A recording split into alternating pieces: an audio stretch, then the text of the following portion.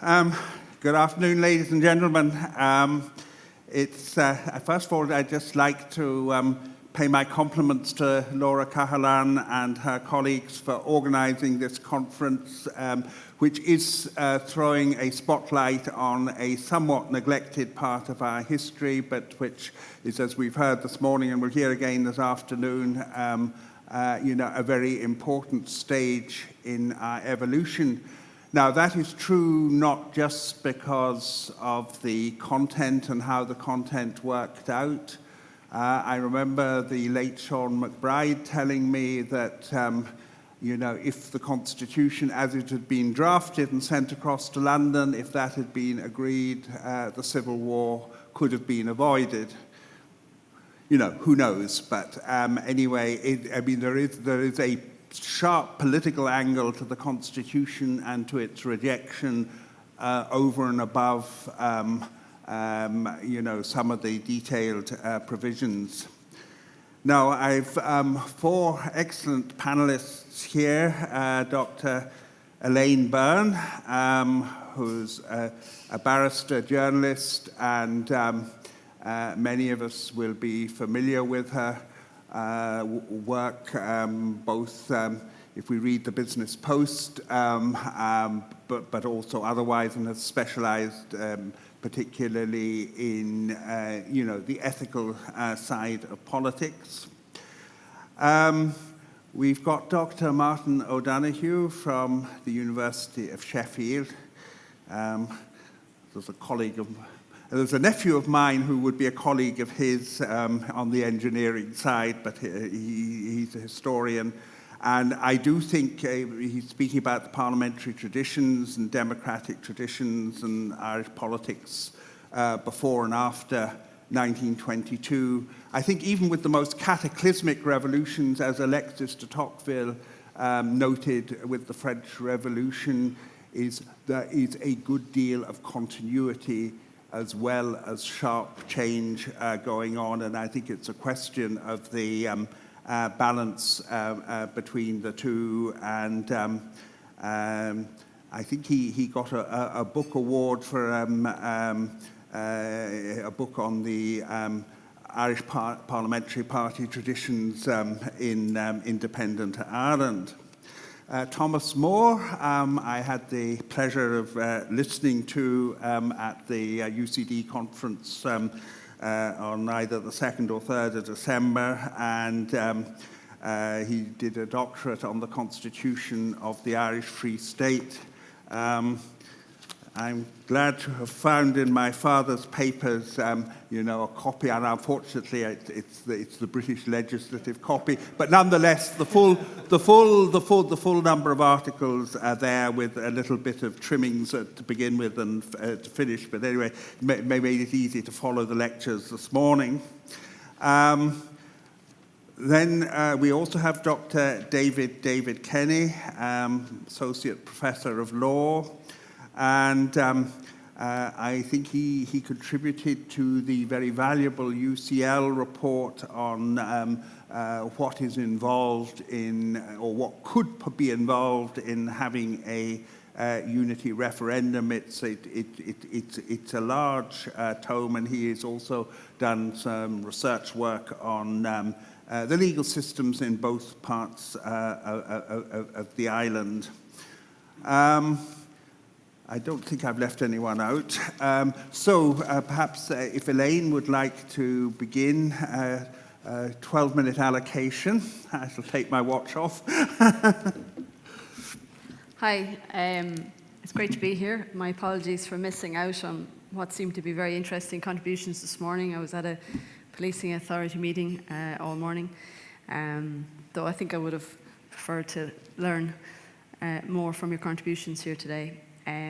So this focus by me on the First Senate is born from my corruption book that was published in 2012.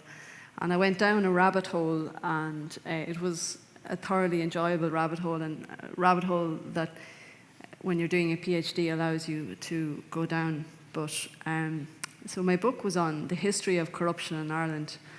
But actually what I found when I looked at the papers of Hugh Kennedy and others, was why there was so little corruption in Ireland, and why Ireland has maintained its democracy for so long in a period when so many democracies were collapsing.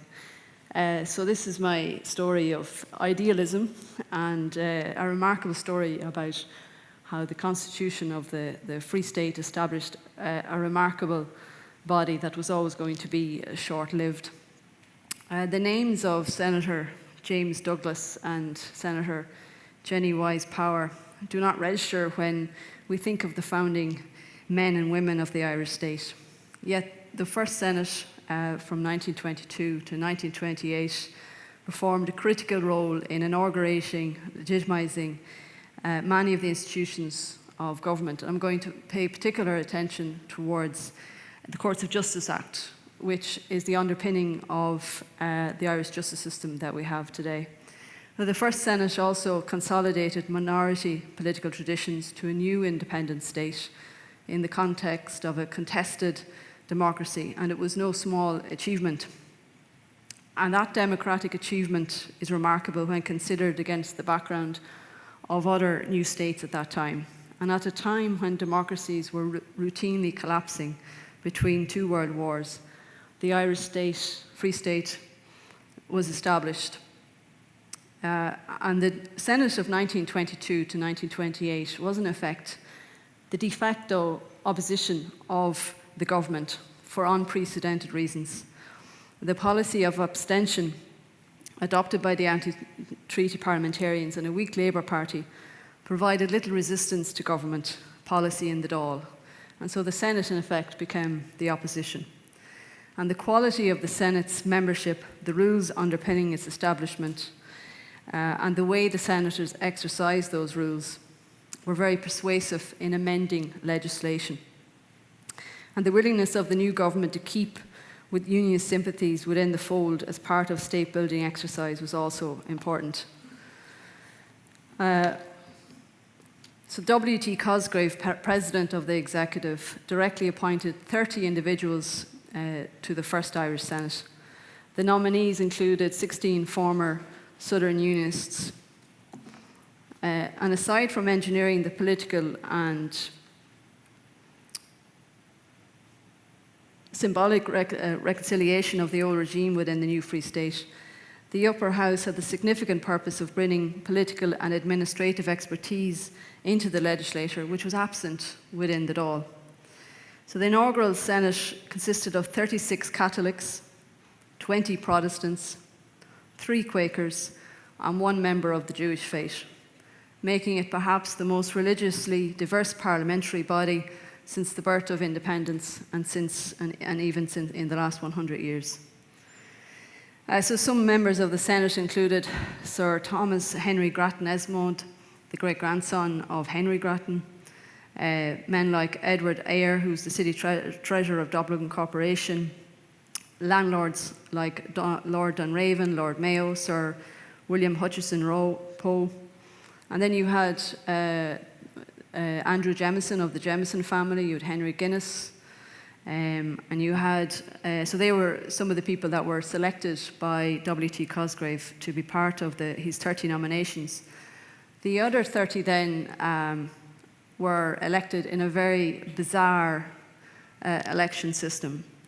And just to give you an idea of how unprecedented it was, and there's never been an election like it, in 1925, there was an electorate of 1 million, so the entire country could vote to elect these 30 senators. There was 19 seats had to be filled. There was 76 candidates. It took 10 days for the first person to be elected, and he was elected on the 45th count. And there was a 23% turnout. Now, I could speak to you a long time about this election, and if you go into UCD and you go through some of the papers, you'll see the election manifestos and their pictures, and you'll see men with their medals from various religious organizations, and then men with their various military medals Again, my rabbit hole, the various senators or candidates listed their hobbies, and the hobbies range from pig sticking, so I still have to find out what that is, and collecting china. So I'm not sure many people today would put that on their election literature. But what I want to bear out is that the 30 names, first 30 people who were nominated very much came from a particular socio-economic background, but some of those who were subsequently elected were people like Thomas Farron, who's the Secretary of the Dublin Workers' Council. Thomas O'Farrell, and I'll come back to him, he made an extraordinary amendment to keep the judicial system independent. He was a Labour member, and he was the Irish Secretary to the Railway Clerks Association. There was William Cummins, a national school teacher, Michael Duffy, a road worker. So there was, and a lot of very small farmers as well. So Cosgrave's government relied enormously on the Senate because most of the ministers were young men with very little experience of the world or knowledge of the conduct of public affairs. So Owen McNeill was the oldest member of the 1922 government. He was just 55 years of age. Cosgrave was 42. No minister in the first state had ever served in government. Just two, in fact, they'd never served in Parliament. Just two of the 128 parliamentarians elected in 1922, Alfred Byrne, who many of you will be familiar with, and Lawrence Ginnell, had actual experience of parliamentary life. Senators, on the other hand, had the parliamentary experience and understanding of policy and draftsmanship skills that ministers did not. So the last Count Corla of the first Senate was James Douglas, who I mentioned earlier. And although he was from a business background, he was a de facto parliamentary draftsman. There was nobody else. He drafted almost all of the bills at that time. So he assumed the technical role for drafting standing orders and taking charge of private bills for both the Dáil and the Senate, in his own words, because no one in Ireland seemed to know very much about it. So his legal skills were very much in high demand because there was a notable absence of lawyers in the Dáil, and there was two TDs who had legal experience, but Cosgrave very much dismissed them, but he wasn't able to dismiss the Senate, and I'll come back to that as to why he couldn't. But the Senate then fulfilled very much. Your fathers wrote a book, I think it was in 1926, Nicholas, 34. He was 26 when he wrote it. I remember, he was very young when he wrote these books. But I was very struck by something he said in that, which was that the task of providing the machinery of administration in a modern state is as important as the structure of the Constitution itself. So we get a lot of attention for the bloody civil wars or War of Independence and so forth, but we don't really give as much attention to James Douglas, who stood behind a desk and drafted the legislation that underpin everything that we do in the state today. So policy discussion in the Seanad was done without the distraction of party lines. So during the first Senate from 1922 to 1928, 238 bills came before the Seanad, and the Senate substantially amended 93 of those bills before they became law. And there's just one statistic I want you to remember today. They put forward 954 amendments made to primary legislation. The Dáil agreed to 910. I remember there was no opposition. But my time is short, so I'm just going to focus on the Courts of Justice Act 1924.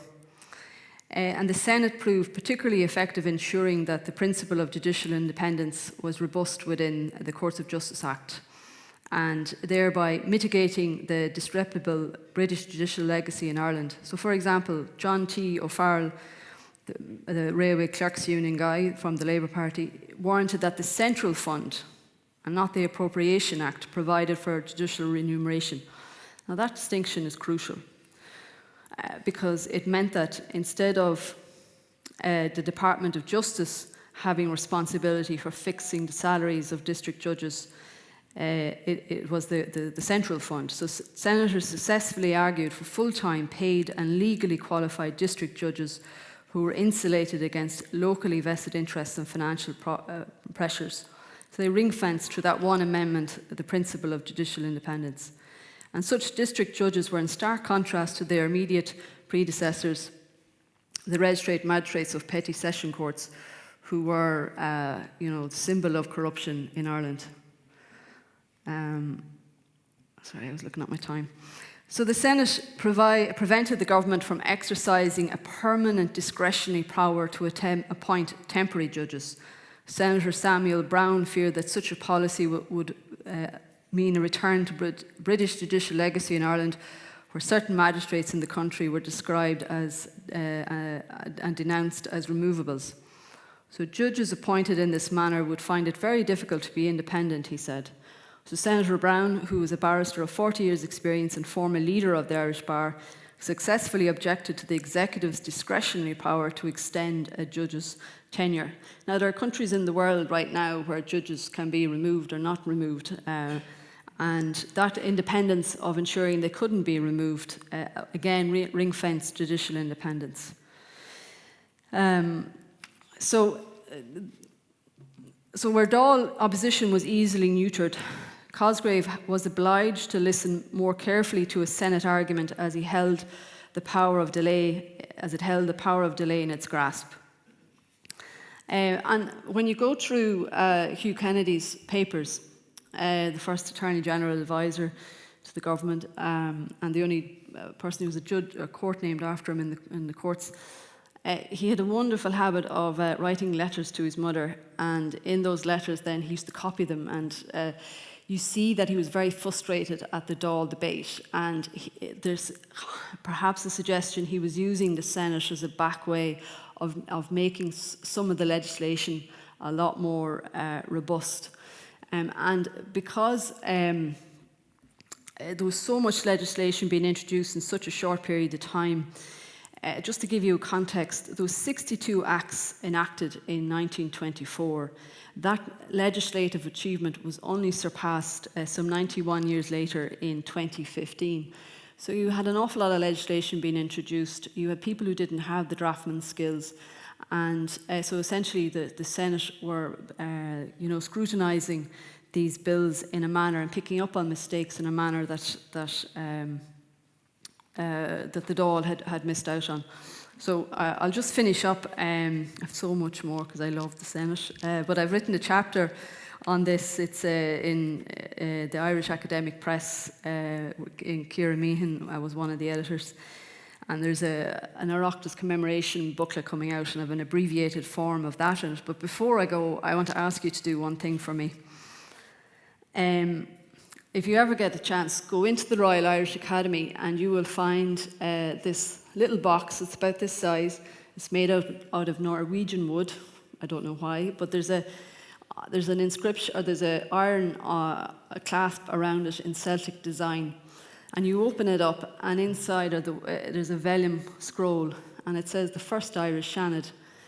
And it has the signatures of each of the first senators. And it makes that period come alive. The first signature is a woman, Alice Stofford Green, and then there's W.B. Yeats. And you've all the names, and Oliver St. John Gogarty, and you've all their names. But the reason that scroll was put together, and it was put on the Cathaoirleach's desk for about a year after. And I was in discussions with the current Cathaoirleach, and I hope, and I think they're going to be doing something similar to commemorate the current centenary anniversary of the Senate. But inside, 37 senators' homes were burnt to the ground in the immediate year during the Civil War that this happened. And I don't have time to tell you about Oliver St. John Gogarty being kidnapped. It involved a woman, a fur coat, and I wrote a poem about the Liffey swans. Ulick O'Connor does it justice. But the message that inside this, and I'll finish on this, inside that casket is, whether we are of an ancient Irish descent or of later Irish birth, we are united in one people, and we are bound by one lofty obligation to complete the building of our common nation. And that's what the Senate was. It brought two traditions together. And perhaps it's also a template in those discussions around a shared island to bring more of those voices into a renewed Seanad. So thank you very much.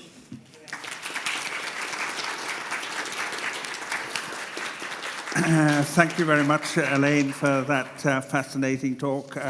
We're now going to have Dr. Martin O'Donoghue. Thank you very much, and thanks to Donal and Laura for the invitation. So, Irish democratic traditions and indeed parliamentary traditions can often overlap in scholarly and popular discourse. After all, as has been alluded to today, the Irish state is a parliamentary democracy, and the stability of it since 1922 has been a cause for contentment and praise. Lines of political succession are thus often drawn from Daniel O'Connell and the great Irish democratic movement of the early 19th century, or further back to Grattan's Parliament, located only a short walk away from here in College Green. However, as some of the discussions today already have shown, and indeed scholarship on the Irish Revolution and legal histories have demonstrated, ideas of democracy and sovereignty were not necessarily fixed among those who envisaged and brought into existence the Irish Free State. Parliament wasn't always seen, indeed, as the only or central well of sovereignty, and parliamentary and democratic traditions were often seen in different ways and not necessarily intertwining with a Westminster model, particularly for those who gained their political education in Sinn Féin and who looked back at the deposed Irish Parliamentary Party in a negative light. Yet, the subject of my talk today, the Irish Parliamentary Party, was in many ways the model for the modern political party. It shaped and influenced the Imperial Parliament at Westminster, a chamber which in many ways the Oireachtas would emulate in the decades after independence. With this in mind, this paper examines the Home Rule movement and its legacy in assessing Irish political traditions before and after the writing of the 1922 Constitution. In doing so, it aims to analyse how Irish parliamentarians behaved before and after independence, how Home Rule parliaments were conceived alongside the reality of how the Oireachtas operated since 1922. It will thus consider the IPP and ask to what extent the IPP and the Home Rule era bequeathed a parliamentary tradition as much as a democratic one. Home Rule as a popular cry originated in the Home Rule League, founded in 1873 by Isaac Butt. Initially a conservative organisation focused on land reform and providing an alternative to Fenianism. Home Rule was very much seen within the context of the UK and indeed the Empire, and can be seen as a modest demand. But it developed a more strident edge under the leadership of Charles Stewart Parnell from 1880, and party rhetoric could sometimes run the gamut from limited powers to talk of full sovereignty. While fears of democracy were often expressed by political actors and thinkers in late 19th and early 20th century, Parnell's movement profited from major democratic reform within the United Kingdom, including the Secret Ballot Act and the extension of the franchise. As leader, he shaped the party into an organised, disciplined parliamentary caucus which stood squarely behind its leader. Yet, there are other ways in which Parnell and his leadership has sometimes been remembered, and there was talk of direct democracy and the Citizens' Assembly earlier. But interestingly, on the 125th anniversary of Parnell's death, Diarmaid Ferriter wrote in the Irish Times, thinking about the Citizens' Assembly at the time, and he argued, what the whip has meant in practice is that the Dáil, which should be a citizens' assembly, is not one. It is still largely a galley of whipped voting slaves. That is why there has been the constituting of an extra-parliamentary assembly to do what most politicians will not, or are not allowed to do, partly because of the legacy of a remarkable but also autocratic political leader who died 125 years ago. So while Parnell and the party were part of an emerging period of democratic reform within the United Kingdom, there was also the strong whip system and the loyalty to the leader, more of which later in the paper. Because in Parnell's lifetime, a lot of debates about Home Rule in the Commons centred on imperial unity and democracy in a United Kingdom context rather than democracy per se within Ireland. There were also focus on, for what example would it mean if Irish MPs were to be retained or not at Westminster, and considering unionist opposition to Home Rule, obviously concentrated mainly in Ulster. For example, during the debate on the first Home Rule Bill in 1886, T.P. O'Connor expressed willingness to sacrifice democratic principles to get Home Rule over the line and to bring unity among nationalists and unionists. As ever, the Home Rule movement had to exercise a lot of tactical and strategic flexibility. The first Home Rule Bill was, of course, defeated, and indeed 1893, the second attempt would be as well. And no matter the rhetoric of Home Rulers, the bills proposed to grant Ireland Home Rule was limited self-government within the United Kingdom. As Alan Ward has pointed out, William Gladstone borrowed constitutional language from Canada in drafting the original legislation. And under the first Home Rule Bill, the Crown was to be represented in Ireland by the Lord Lieutenant, who would have the power, quote, to appoint ministers, summon, prorogue or dissolve the Parliament. Money bills would also have to have the Lord Lieutenant's recommendation.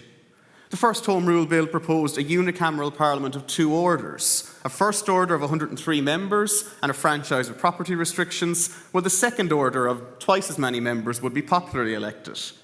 1893 reverted to a more traditional bicameral model, but the 1912 legislation introduced by the Liberal government before the First World War still saw a number of powers reserved for the UK government. So even if John Redmond had his dream of Home Rule realised, that legislation would have seen the Westminster Parliament, rather than Dublin, remain supreme over the powers of the Crown, peace and war, military force and foreign policy. The Irish Parliament's powers to alter tax, customs and excise would be restricted. It would be debarred from endowing any religion, and Irish representation at Westminster was to remain, but in reduced form, with just 42 MPs. Fresh Home Rule negotiations, which began in the immediate aftermath of the Easter Rising in 1916, took largely the same powers as a starting point. Looking at the Irish revolutionary decade generally, my colleague at Sheffield, Colin Reid, has argued persuasively that the language of democracy and sovereignty has been hardwired into political debate in Ireland from an early stage in that decade, highlighting the extent to which Unionists framed their arguments and their later espousal of an exclusion settlement for North East counties in terms of the defence of their democratic right to remain British citizens within the United Kingdom. Well, the growth of the Home Rule movement, therefore, coincided with a time where Irish voters benefited from a period of democratisation across the UK. By the 1910s, there were increasing numbers of people, small at first, obviously, before the decade of centenaries, as we know, or the decade of the revolutionary decade begins, who began to see the party as not necessarily a beacon of healthy democracy. For one thing, obviously, the party failed to tolerate, let alone welcome, politically active women, in the words of Senia Peseta. Labour activists decried that it did not take the side of the workers during the lockout in 1913. And more generally, there was a perception increasingly of the party as a machine. Now, historians sometimes debate to what extent John Redmond exercised the kind of influence on the party at grassroots level as well as parliamentary level that Parnell had. But by the period of this period, opponents of the Irish party decried it as a machine, saying that it suppressed real debate and open competition. It was accused of jobbery and preferment. Its cherished whip system was criticised by people like Owen MacNeill, who wrote after the rise into Morris Moore in September 1916, quote, "No able, honest man could sell his soul to his leaders in the way in which the Irish party rank and filer is expected to." So this is a flavour of some of the criticisms that those in Sinn Féin and others would have had of the Redmondite party. There was a view of jobbery and preferment, and there was also criticism of the convention system. As I referenced, some would argue Redmond didn't have the kind of centralising influence that Parnell might have had at the convention, but there were many constituencies where there hadn't been open competition before the First World War, where the Irish Party would effectively get, whoever got through the Irish Party convention would effectively become an MP without a proper election. Sinn Féin, of course, would sweep the party aside in 1918, and that poll itself was not a perfect panacea to the old convention system. Uncontested constituencies remained, but the campaign itself was the most vigorous in Irish history up to that point, and the franchise was greatly expanded, with women voting in parliamentary elections for the first time. Turning to the 1922 Constitution and the foundation of the Free State then, as Laura Cahalane has shown, the greatest influence on the drafting and the eventual document of 1922 was popular sovereignty, which has been alluded to earlier today as well. And many revolutionary veterans and drafters of the Constitution felt a suspicion of party and the old Westminster model in ways not dissimilar to the sentiments expressed by Owen MacNeill on the previous slide. As Cahalane has further noted, quote, "The anti-party theme was introduced into the Constitution in order to prevent domination by parties and to bring politics closer to the people. Interestingly, this Suspicion of the Irish Party as a machine was expressed by Sinn Féin supporters at times, but also by Unionists, also by William O'Brien and his followers. To this end, regardless of any emerging view in Britain that the Crown might have represented people, real innovations were offered in 1922, and other speakers have referred to the powers of referendum and initiative. And yet, despite these potentially radical clauses, there remains a strong argument for saying that in practice, lots of parties after 1922 behaved like the Irish Party. Issues such as the strict whip system, dominant leader, localism and brokerage did not disappear with independence, despite the hopes of the Constitution drafters and the introduction of PRSTV as a voting system. Classic political science texts by Brian Farrell and Basil Chubb have already been mentioned today, and they've demonstrated durable aspects of political culture were bequeathed by the Westminster system, and parliamentary procedure overlapped also. Even the whip system introduced by presided over by Parnell was later embraced. Irish MPs at Westminster had been famous, or perhaps infamous is the better word to use, for bringing parochial concerns to the Imperial Parliament. And if we look at a quantitative analysis undertaken a few years ago by Delaney, O'Reilly and Sinnott, they found that between 40 and 50% of parliamentary questions between 1922 and 25 were related to constituency matters. If we were to compare that with the samples James McConnell took of Irish Party question at Westminster between 1910 and 1912, we'd see this was actually a slight decline in constituency-focused questions in the Dáil. And while there is a certain health warning comparing between two parliaments of different character with different parties and different circumstances, we can also see that the longer-term analysis that Delaney, Sinnott and O'Reilly undertook showed that it was only when Fianna Fáil were in opposition, in the periods they looked at 1926 to 32 and 1981 to 87, were the only occasions where local concerns made up the majority of questions. While this suggests a certain continuity with the IPP at Westminster, there were underlying reasons for such behaviour in the pre-independence era. McConnell acknowledges that brokerage was a factor in Irish society, and there was also a sense of alienation for many Irish people from an imperial parliament based in London. One might presume that the need for such a function might be reduced more significantly by independence, especially with some of the Constitution's more innovative clauses. Yet, as other speakers today have noted, these powers were not acted upon and eventually removed, with the referendum power still not used by 1937.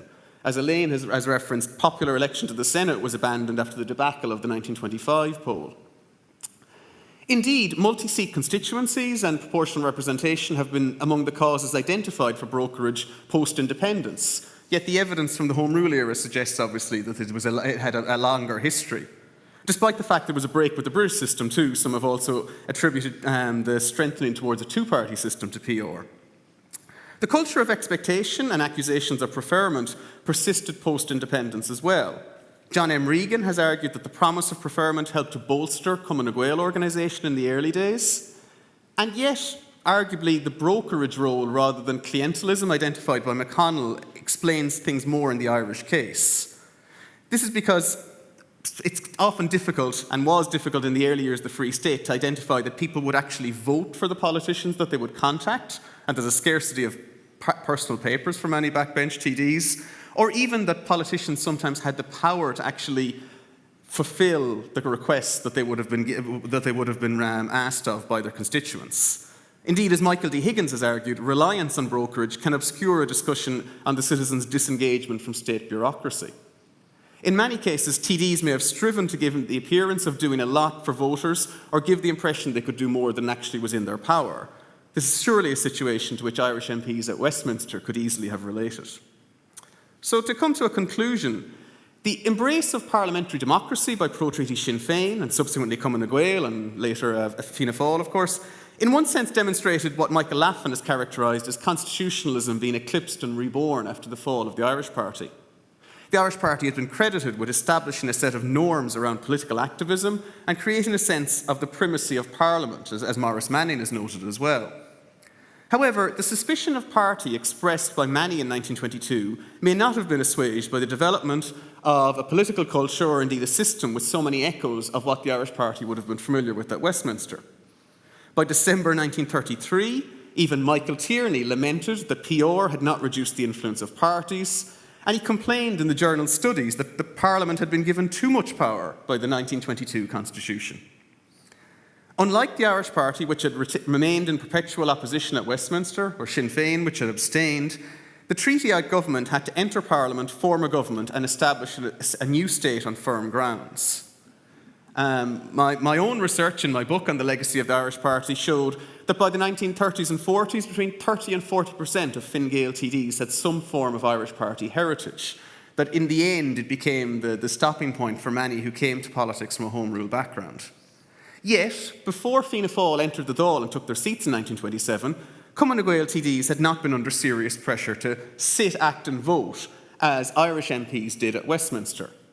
Labour formed the opposition up to that, and the Senate was obviously very involved, as Elaine referred to, but Fianna Fáil brought more intense parliamentary competition and echoed the Irish Party's parliamentary discipline, operational drive and attention to constituency detail more than any of their competitors. Parnell's party was one of the earliest oath-bound parliamentary groups. Fianna Fáil didn't take in that many converts, but it was something that they replicated more as Eamon de Valera instituted strict discipline and a strong whip system. By April 1934, Sean Lemass was able to reflect that the Dáil was a, quote, sovereign assembly. While most politicians with Home Rule roots found themselves in Fine Gael by the 1930s and 40s, all TDs were behaving and working within a system with unmistakable echoes of the system which the Irish MPs had operated within at Westminster. Thank you.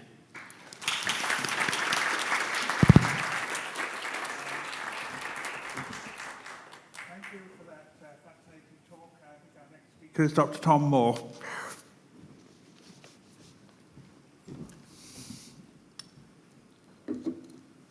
Okay, thank you to the organisers for inviting me. Thank you.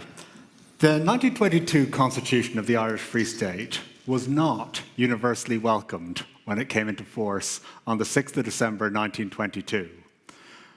I mean, that's really not much of a surprise. I mean, very few legal documents are unanimously welcomed. There's always going to be some element of dissent. But it's fair to say, I think, that the Constitution of the Irish Free State was amongst the most divisive constitutions of its time and subsequently. And opposition to this document took many forms. Of course, there were people who opposed particular provisions of the Constitution, like the provisions on extra ministers, or the rights provisions, or the provisions on judicial review, and many others. And of course, it's only natural that such dissent existed. I mean, it would have been a sure sign of tyranny if all aspects of the Constitution had been unanimously approved. And of course, opposing sections of the Constitution, particular provisions, cannot be equated with opposing the Constitution as a whole. But, and we can't avoid this issue, there was, of course, divisions based on reactions to the 1921 treaty that seep into the reaction to the 1922 Constitution. Now, we're going to look at opponents of the treaty in a moment, but first, I need to point out that pro-treaty reaction was not a monolith to the Constitution either. It was possible to support the treaty and yet have serious reservations about the 1922 Constitution. Indeed, there was a body of opinion amongst some supporters of the treaty who argued passionately that the Constitution that had returned from the difficult negotiations in London in the summer of 1922 fell short of what they perceived the treaty had potentially offered. So this is a position championed, for example, by the Labour Party, who in fact denied that there's any need for a written constitution in this period. It's also championed by one of the signatories of the treaty, George Gavin Duffy. Also by some elements of the Irish media. Here we have one newspaper saying the Constitution is not at all what the people were led to expect. However, even this opposition cannot be equated with opposition to the Constitution as a whole. Why? Because when the final text was eventually fixed by the Constituent Assembly, all of these critical voices, Labour, Gavin Duffy, agree that the Constitution was not perfect and not everything they had hoped for, was nevertheless a great advance for the cause of Irish nationalism and a considerable asset for the new state. For the sake of completeness, I'm going to add you could argue that Ulster Northern Unionists show opposition to the Constitution, although I would argue that their real source of opposition wasn't so much to the Constitution, which as a legal document they actually didn't mind, but to the Irish Free State itself.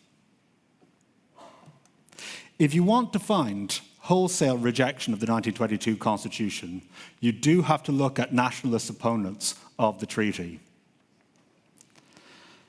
Now, in 1922, the great majority of Irish newspapers support the treaty. But those sections of the press that oppose it make clear their opinion when the draft constitution comes back from those negotiations in London that previous papers have alluded to. Those negotiations, of course, result in additions to the text of the Constitution that, frankly, the original drafters had been keen to avoid. References like to the monarchy, the oath, the Privy Council appeal, and so forth. I'm going to show you a few key words from anti-treaty newspapers to let you gauge their reaction. Take a look at this. Take a look at some of the terms they used to describe the Irish Constitution of 1922. Yeah, they're not pulling their punches here at all. Okay? Now, opponents of the treaty put forward several legal arguments to challenge the legitimacy of the 1922 Constitution. The first is an argument that's often called Republican legitimacy. It's an argument that only really emerges at the end of 1922. This is the argument that the Second Dáil Éireann was not validly dissolved and that all subsequent iterations of Dáil Éireann were therefore illegitimate. There's a lot I could say about this argument, but I will refrain from doing so for the time being. If somebody wants to discuss this with me later, I'm very happy to do so one-to-one, but I really don't want this to be used as a device to divert attention away from the 1922 Constitution itself. For most of 1922, the anti-treaty media are focusing on other legal arguments. One is the argument that has been alluded to in other papers, and that is that the Third Dáil Éireann would operate as a constituent assembly and not pass any ordinary legislation in permanent format until the Constitution had come into force. So it would focus all of its efforts on bringing the Constitution into being. Well, anti-treaty newspapers used this. They use it to support an argument that this was an illegal, powerless provisional body whose only reason for life is to fasten upon Ireland the slave status designed by the treaty and detailed in Churchill's constitution.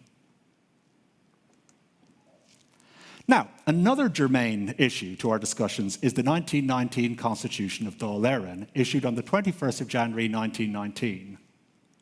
In fact, this document was not very often used to attack the 1922 Constitution, at least not in 1922 itself, and there's a number of reasons for this. One, and I can't go into too much detail about this, it was actually a difficult document to get your hands on between 1919 and 1922. Secondly, as the name suggests, many argue that it was a constitution for Dáil Éireann. That is a constitution for that parliamentary assembly and not one for any kind of Irish state. It, after all, only consisted of 5 short articles, all of which related to the functioning of the Dáil as an assembly. By the way, this is not an argument that's unique to supporters of the treaty. Opponents of the treaty, like Sean McBride, raised this point as well. There were also practical difficulties in using the 1919 document to attack the 1922 Constitution, because its own terms make clear that it is a provisional and temporary document that can be changed and replaced at will by the Dáil. And that didn't provide particularly solid foundations to challenge the 1922 Constitution. And as I say, you don't find that many people in 1922 doing this. This one proved to be a more fertile ground for opponents of the treaty. This is what was later called the repugnancy clause, which appears in the legislation bringing the Constitution into force. It makes clear that all Irish law, including the Constitution itself, is subservient to the treaty. Now, this, said opponents of the treaty, tells us that the basic law is in fact not the Constitution at all, but the treaty. And indeed, you have other elements of the anti-treaty media saying that the treaty, therefore, is a straitjacket that we can never, ever get out of. That wasn't true as events transpired, but that was in the future. Another argument extensively used by opponents of the treaty is that the Constitution was brought into being by parallel legislation. One passed in Dublin by the Constituent Assembly, the other by the British Parliament at Westminster. Pro-treaty newspapers are, of course, keen to emphasize the Irish origins of the 1922 Constitution. But opponents of the treaty, on the other hand, emphasize their point of view that this is a British imposition. I'm going to show you a cartoon that illustrates this argument. So this appeared in an anti-treaty newspaper in June 1922. It's a racehorse called the Constitution, and you can see it has Arthur Griffith on its back as a jockey. He's wearing Union Jack colours. The horse, which of course isn't a horse at all, it's a donkey, is wearing a crown. Again, they're not pulling their punches on this issue. Now, the Irish courts in the years that have followed have always emphasised the Irish origin of the Constitution, including the celebrated case of State Ryan v. Lennon we've heard so much about already today. The British courts, for their part, have emphasised British origins for the Constitution of 1922. Opponents of the treaty always, in the years after 1922, favoured the British approach. You can see this in this quote from 1932. This is at a time when De Valera was actually trying to remove the oath.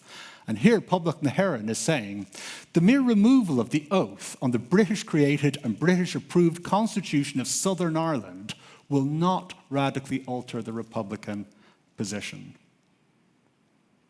Okay. Before I conclude, I'm going to anticipate a question I might be asked, and that is, can you tell us about anti-treaty reaction to the provisions of the Constitution that did not concern the treaty? Okay, the more substantive provisions. What did they have to say about that? Them. Very little is the answer to that question. You would struggle, really struggle to find it. I'll give you this example. This comes from the anti-treaty newspaper Public na hÉireann in June 1922. And they purport to examine the Constitution under various titles. And one of those titles is Fundamental Rights. Now, I remember when I first read that, I got very excited. I said, at last, they're not talking about the treaty. We're going to hear what they have to say about the rights provisions. But look what they say. There are no fundamental Irish rights in the Constitution, they say. There are fundamental British rights. They bring it right back to the Constitution, the treaty, all over again. But I'm going to conclude on this point. Just as I said that pro-treaty reaction was not a monolith, the same is actually true to anti-treaty reaction to the Constitution. Let's take one extreme. The reaction of the IRA leader, Rory O'Connor, who instantly, the moment the Constitution is published, rejects it. He says, the thing is too rotten to talk about. Even more extreme is the position of the anti-treaty newspaper, The Plain People. They insist on using the term Constitution of the Slave State. And they argue that if Dáil Éireann even considers the Constitution of the Slave State, it would, in that very moment, immediately cease to be Dáil Éireann. I want to contrast it with something that is not generally known. And that is that Eamon de Valera made no comment on the draft constitution for 5 full days after it was published. And this was noted by the newspapers, by the way, who were saying, when is de Valera going to speak? When is he going to comment on the constitution? And even when he does comment, it's not an emphatic rejection. What he says is, this is only a draft, and I am confident that it will not be passed by Dáil Éireann in its current format. Now, to me, that suggests a man who is hoping and searching for some means of working with the future constitution.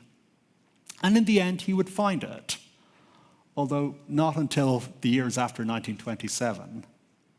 And as it happens, of course, it was de Valera who would be the driving force behind the eventual replacement of the 1922 Constitution in 1937. But as the Shanachie, the traditional storyteller, would say, Shin Scale Ella. It's another story for another day. Thank you very much. Thank you very much, Tom. Our final speaker is Dr. David Kenny, 1922 in the Westminster tradition. Thank you so much, and thanks to Laura and Donal for a really terrific organisation, the most glamorous constitutional law conference I've ever been to.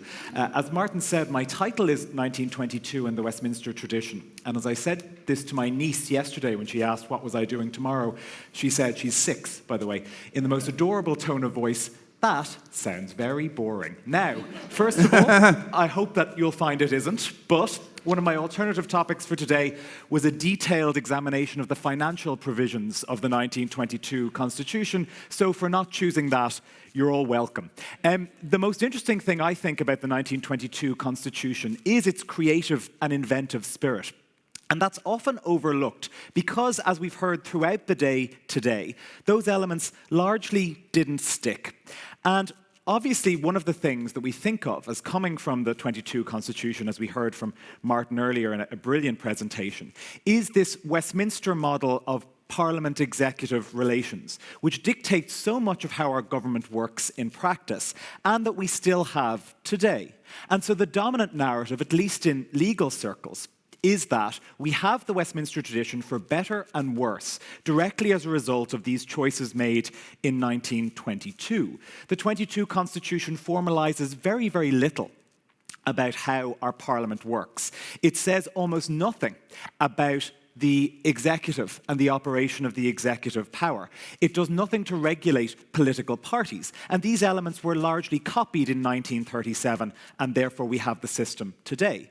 Now, that would be understandable, I think, if the drafters of the Constitution had made that decision. Again, as we discussed earlier, they had 6 weeks and quite a lot to do. But they didn't. I think the dominant narrative is wrong here. And I think that we should consider that the 1922 Constitution was actually, in many ways, a direct attack on the Westminster model, albeit one that failed. And I think that should change at least our legal narrative about this document. As you heard from Martin earlier on, and as Laura has explored brilliantly in her book, there was a huge element of Irish politics at this time that was really against political parties. They thought that the party was the locus of much corruption, but also they identified the ill of the Westminster system, what we would call today executive dominance. They identified that as an ill of party, that the party control that we saw in Westminster led to the sidelining of Parliament. And the 22 Constitution, in fact, tried to execute quite a stark break in this respect. It tried to significantly empower Parliament and the people, and significantly curtail the influence of the executive and cabinet. And in this, it was a huge experiment, albeit an experiment that basically entirely failed. And in my short time today, I'd like to look at why that is. There are various elements of the Constitution that tried to sort of execute this strategy, and William highlighted many of them on his slides earlier. The first group of them I would call things that were bigger in theory than they were in practice. One huge break that the 22 Constitution included is this idea of a written constitution at all. A written constitution that has an ideal of popular sovereignty and that has an institution of judicial review. This is, of course, a massive break in theory from the Westminster system. It was also one of the first attempts to formalize in writing what a Westminster system was and how it operated. However, it didn't change the practice of our Parliament and our executive really at all from the Westminster model. Obviously, part of that is that the institutions didn't take off in many cases.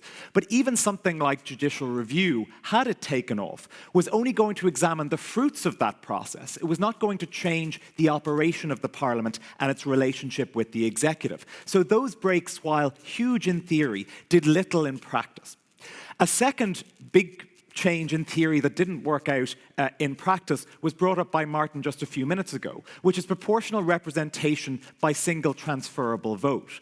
Obviously, one primary reason for the PRS-TV system was to ensure representation of Southern Protestants, but another was to try and stop the dominance of parties. The idea being that a lot of small parties returned by an STV system would operate in a fundamentally different manner to what we were used to in Westminster.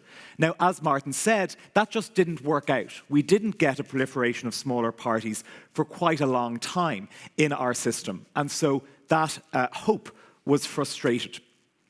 The second category of changes were things that just didn't take off in practice at all. And we heard about the first of these earlier on, which is the direct democratic elements of the Constitution.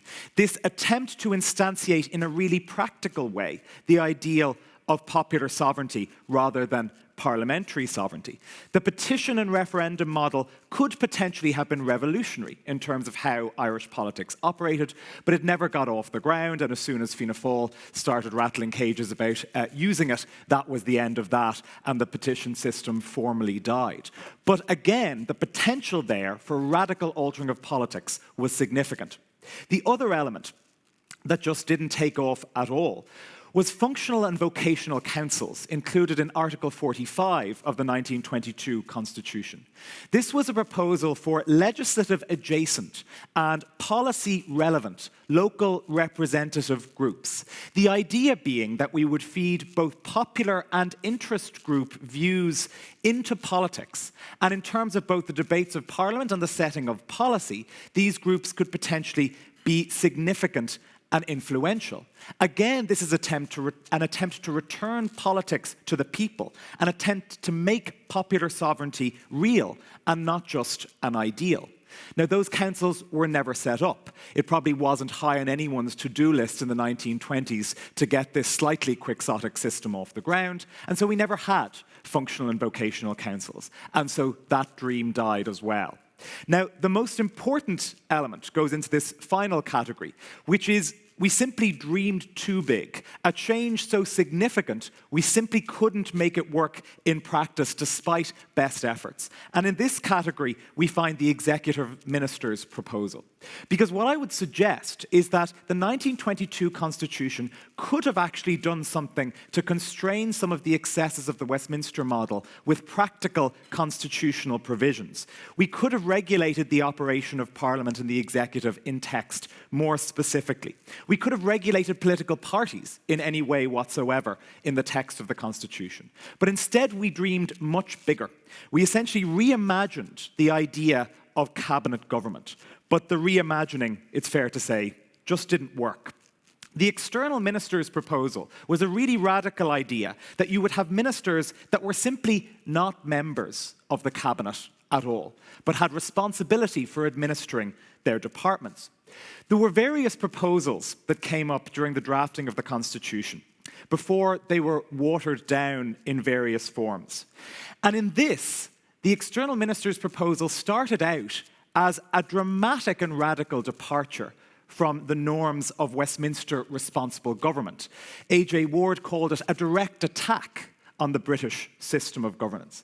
Essentially, it was trying to split the atom of cabinet governance and of collective responsibility. And amongst the various proposals that existed on the way to a final constitutional text, there was the proposal for ministers to come entirely outside of either of the houses of the Oireachtas, not be members of the Oireachtas at all. In that, there were proposals that they would not have to take the oath, which would have been nice if it had happened, but it didn't. There was the idea that they would rule over technocratic ministries with less political content than those governed by core cabinet ministers. They would have long terms, and their terms would not necessarily be connected to the term of government. The government might fall, but the minister, the technocratic external minister, might remain.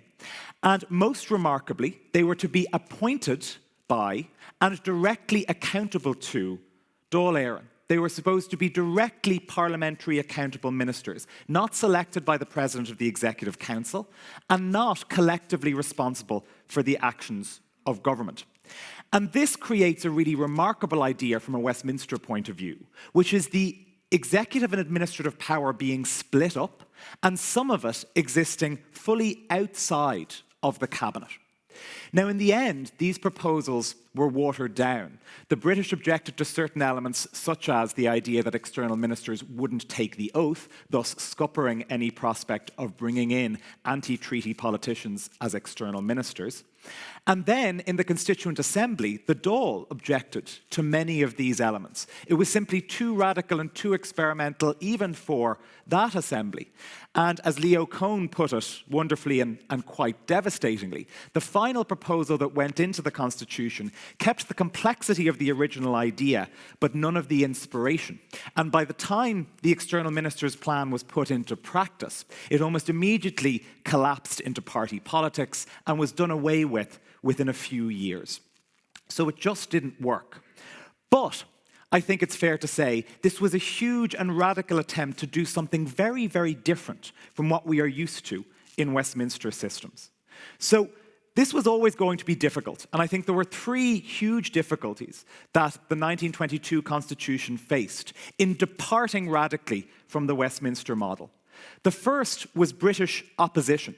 The British objected, albeit mildly, to any element of the Constitution that tried to formalise the operation of Parliament and the executive. They didn't think that was the appropriate thing to do. You don't write down your constitutional conventions in text, unless, of course, you write an anonymous letter to the Times newspaper. We all know that's the only appropriate way to put a constitution down in writing. And it's fair to think that if we had tried to regulate the operation of Parliament and the executive more specifically, the British may have objected to those elements. They weren't fans of the external minister plan, but once the oath thing was removed, they kind of waved it through as a bizarre experiment. But they may have objected to more overt tinkering with that relationship. The second obstacle were the challenges of the Civil War era, because the Civil War, of course, created the extremely bitter partisan division that Irish politicians pre-independence had hoped to avoid. The external minister's plan immediately collapsed into party politics, even though it was supposed to, of course, help avoid that inevitability. Perhaps the realities of governing during a civil war made a strong cabinet become appealing. And maybe just in this period, no one had time for interesting and experimental measures when all you really wanted to do was make sure we kept the show on the road. And so we fell back on what Brian Farrell and Bill Cassan called the familiar and acceptable Westminster model. It would get things done and the experimental elements would have to wait for another day. But by the time we came back to write a constitution in 1937, the reforming zeal in this respect had gone. The final challenge, I think, and this has been touched upon by both Martin and Elaine and the Attorney General earlier, was something of a political naivety of politicians in this era. They didn't have much experience of legislating or governing. As Bill Cassan puts it wonderfully and charitably, their ideals had the virtue of being uncompromised by office. They underestimated the resilience of institutions and of culture, and they underestimated, as many new democracies do, the inevitability of political party, believing that it could easily be something they would rise above. Their political naivety is perhaps best summed up in the fight that broke out over what was a technical ministry and what was a political ministry. It's not simple, it turns out, to say agriculture is technical or political, or that education is technical or political. It's all political when people disagree about it. And so I think the political naivety they held meant that they didn't succeed in challenging the Westminster model as much as they wished. Their organic, grassroots, popular sovereignty initiatives were so much harder to implement than they thought. But that doesn't change the spirit of what they tried to do. They tried to execute a very significant reform of the Westminster model. They saw executive and party dominance as an evil to try and conquer. They tried to radically empower Parliament and the people, but they failed.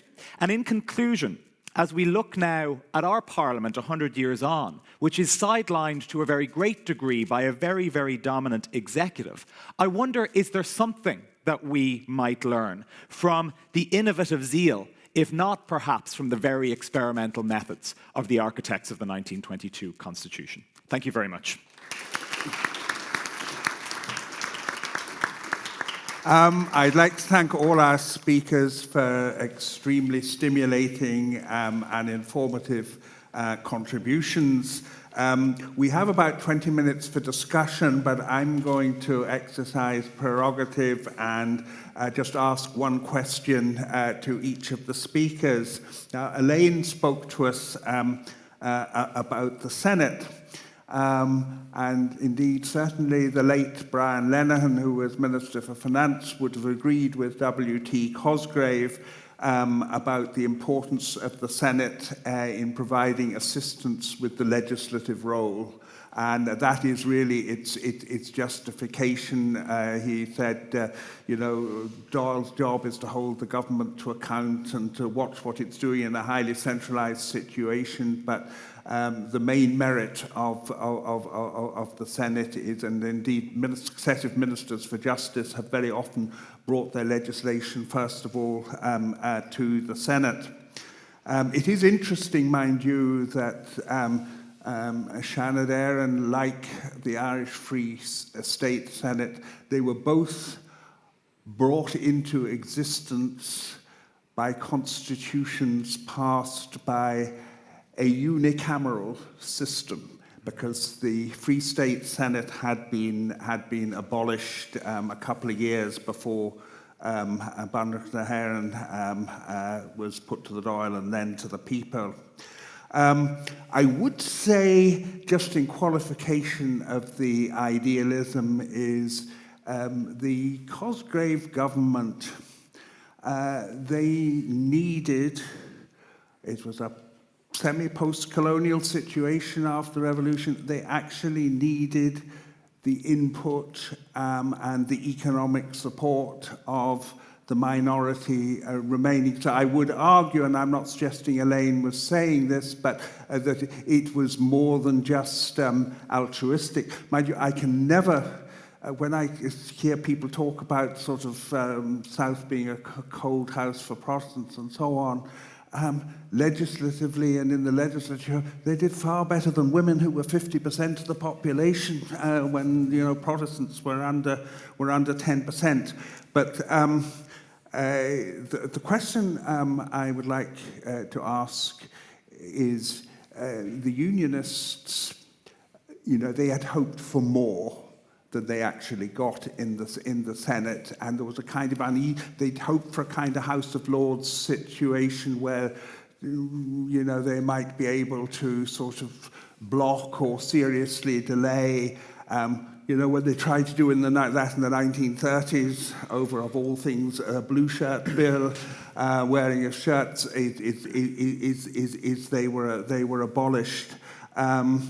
But would you agree that there was this certain sort of tension between what, in particular, the once powerful Unionist minority expected and the actual reality? Because the Fianna Fáil in opposition and so on, they wanted a more egalitarian Senate and constitution, and to a large extent that was what came in post 1938. Yeah, just to marry what you've said and Professor Kenny has said, there was a naivety there, but there was also a reality there as well. So, Jamieson and Guinness were governors of the Bank of Ireland. They pulled the purse strings and loans for the Irish state, and certainly there was a reality there about incorporating the minority tradition. But I think idealism in the formation of a new state is no bad thing either. The fact that Lord Gleneevy became Cathaoirleach of the Seanad, who could not be more unionist, was the person who was Lord Carson's right-hand man. Yeah. And before coming here today, I was just rereading through what I wrote, because you do forget.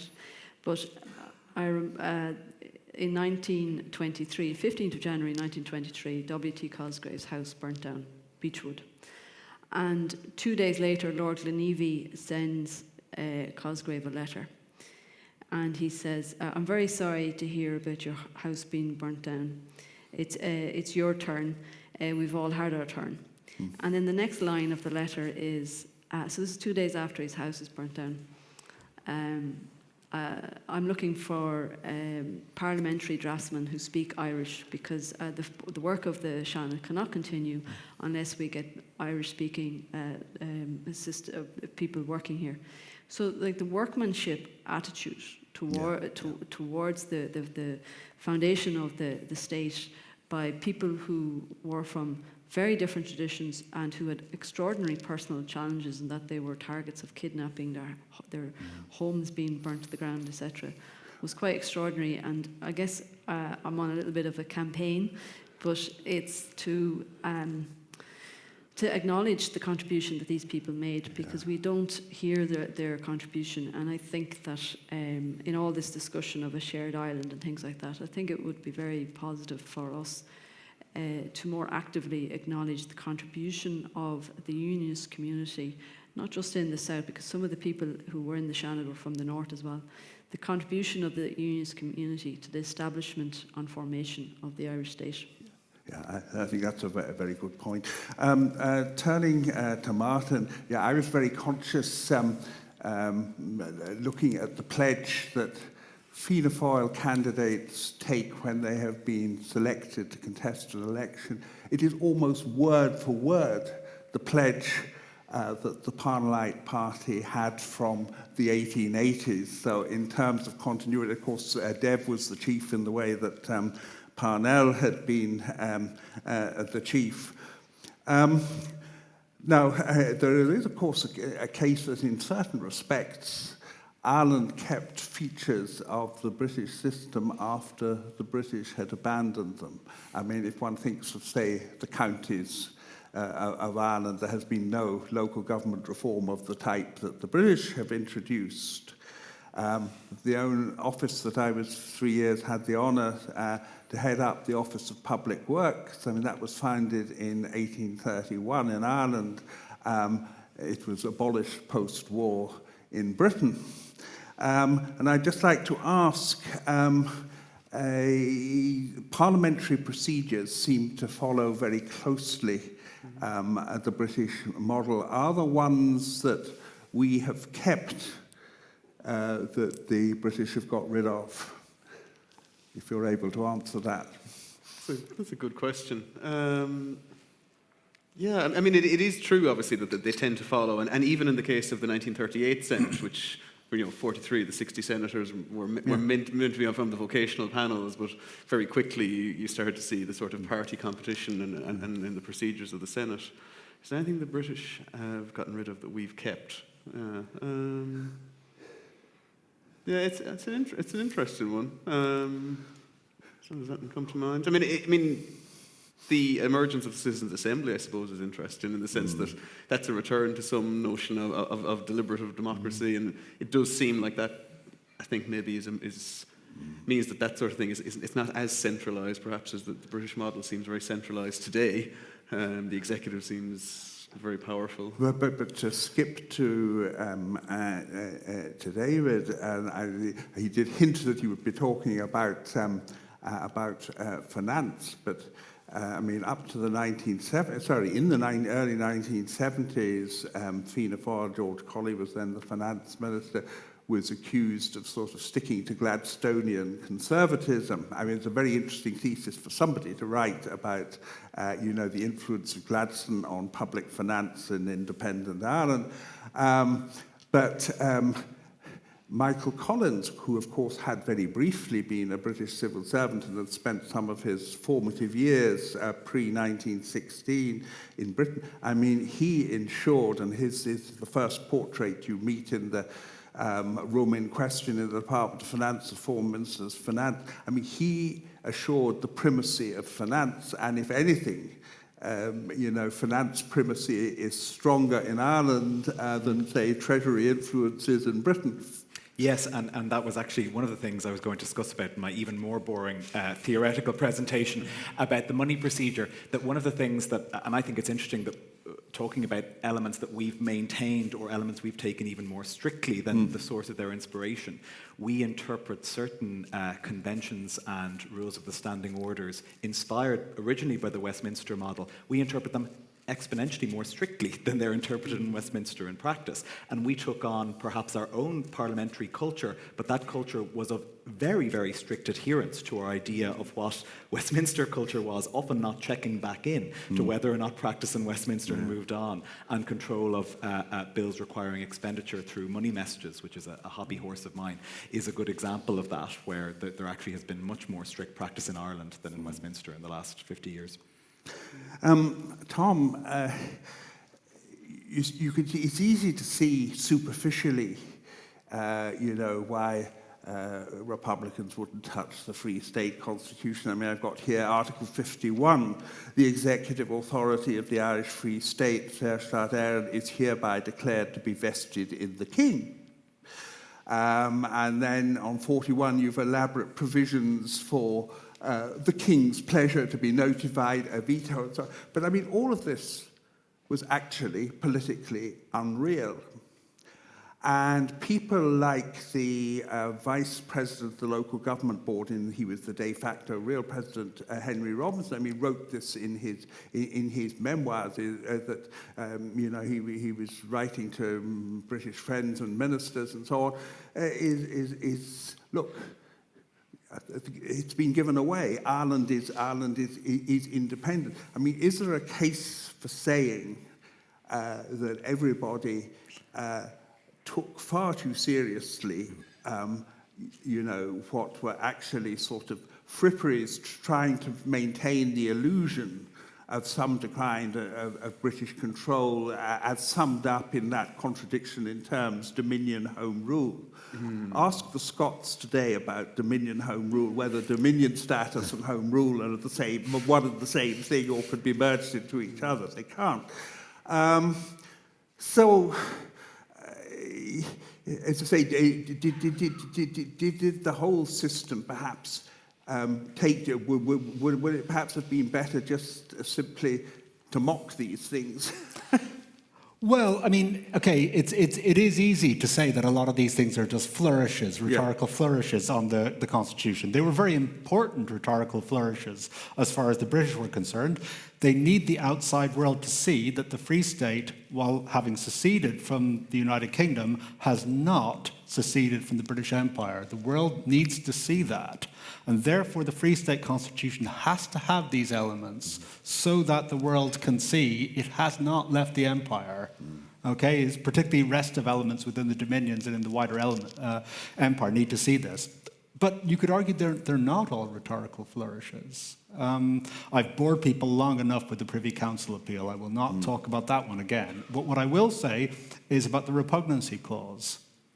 Now, the repugnancy clause, let me remind you, it's a term Leo Cohen uses to refer to the provision that says that all provisions of Irish law, including the Constitution and all amendments to it, have to be interpreted in accordance with the treaty, and if they are contrary to the treaty, they can be struck down as null and void. Now, we know that that provision did not last, that thanks to developments in the British Commonwealth, the Statute of Westminster, that was removed, just 12 or so years after it was put in. People living in 1921 and 1922, more to the point, did not know that. And, you couldn't have easily anticipated that Commonwealth, that Dominion autonomy would be enhanced at that speed. That was not easy. I mean, I can show you quotes from anti-treaty newspapers saying that the Oireachtas of 1990 is still going to be grappling with the repugnancy clause. Now, that sounds laughable to us. Okay, that's opponents of the treaty. You get supporters of the treaty when the repugnancy clause is going through the Constituent Assembly, very unhappy about its inclusion. Some people actually say, you know what, we need to put in some kind of explanation as to why we're being forced to do this for the sake of future generations who might not understand why we put this in. Yeah. So it is very easy in a way. I'm arguing that the cause that, my paper represents, I thought that viewpoint, the viewpoint of opponents of the treaty, deserved some representation at this conference. They would argue, no, it's not all flourishes. There is real, warmth to some of these. Though, mind you, you would find in private correspondence, people like Curtis with Churchill and so on admit that the attempts to stop Ireland from becoming a sovereign independent state, they're not working. Right, I think we've come to 3:15, so I want to keep the trains running on time. So we now have a video address. That's right. Okay, thank you very much.